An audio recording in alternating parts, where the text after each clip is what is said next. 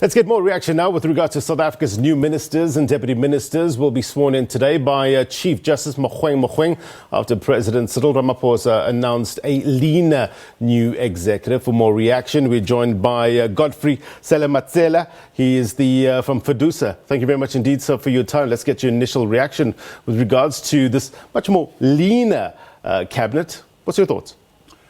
Thank you very much on your viewers out there. Firstly, let me indicate that from a FEDUSA point, we actually welcome the new cabinet that is leaner. However, we would have thought that it would have been much leaner than what it is now. From our submission as part of our engagement with the presidency was to say that would have been comfortable at least with 25 ministers.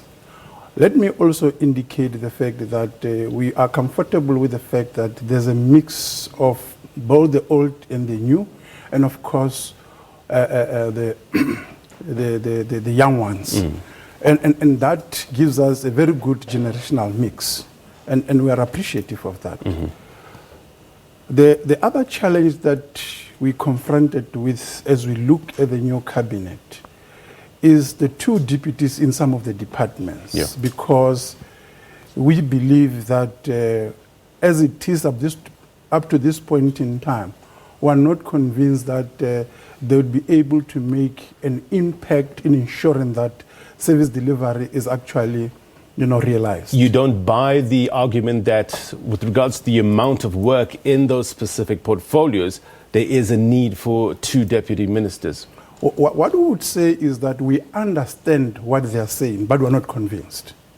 Because in the past 25 years, we have also noted that some of the ministers could not really convince us that they are on top of what they're supposed to be doing. Because basically they'll be relying on a certain minister of the department to deploy them to do certain activities. Now, if they're not being given work to do, it remains to be seen. We're not convinced that the two ministers in those, the deputy ministers in those departments that have been given to deputy ministers would be able to make an impact that will convincingly make us to understand that they are hard at work. Okay, that's a contentious issue, no doubt, and has been raised a number of times this morning since the announcement has been made. What about, I'm sure FEDUSA will be really zooming in on the economic cluster and how can they bring about change. Would the true test be what sort of change they bring, or is it about keeping continuity and keeping that same policies heading into the future? What do you make of the ministers, for instance, the finance minister, the public enterprise minister? Looking at let me just take holistically on both of them. My view has always been that the two ministers are hardworking individuals. And my belief is that as long as they carry the policy that has been agreed to by the ruling party, it is my understanding that it will be able to bring, elements of change, and it would also empower our communities to begin to understand that government is serious about service delivery. And my view is that it has been proven in the last fifth administration when they took office that they are really serious in terms of rendering service, to our communities and the country at large. Look, it's all about igniting growth, job creation. Drivers of growth is seen as from tourism, something that your union is very much involved in. What do you make of this, the new department, or some call it new, relatively new, with regards to adding employment and labor together? Is it cosmetic, or do you think it's going to bring real change? Look, our understanding is that the intention is good. And we don't want to see any cosmetics changes that have been brought in. South Africa is caught in a situation where the unemployment is very high. Therefore, putting in the additional employment services and labor, it seeks to tell us that the government is serious about bringing change in terms of employment.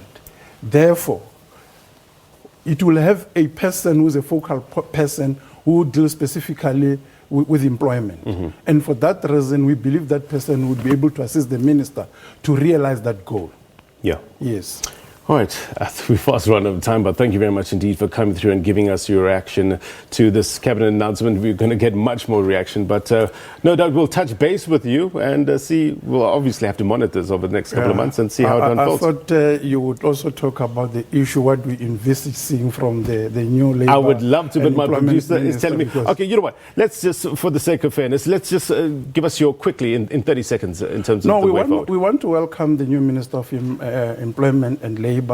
And our view is that he'll be hands-on in terms of dealing with the question of the fourth industrial revolution. Right. And that they will also bring in the element of retraining and skills development of the people that are caught in those companies that want to bring in change in terms of the new technology. Because that's very important, isn't it? In order to try to adapt to the fourth industrial revolution. Yes. It's not going away. No, we must embrace it. Exactly. And so what sort of part it plays in a country like South Africa is different to a country like, for instance, the United States.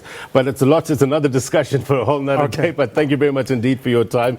Godfrey Selamatsela is from FEDUSA there. All right, let's take a look at more reaction to President Ramaphosa's cabinet announcements.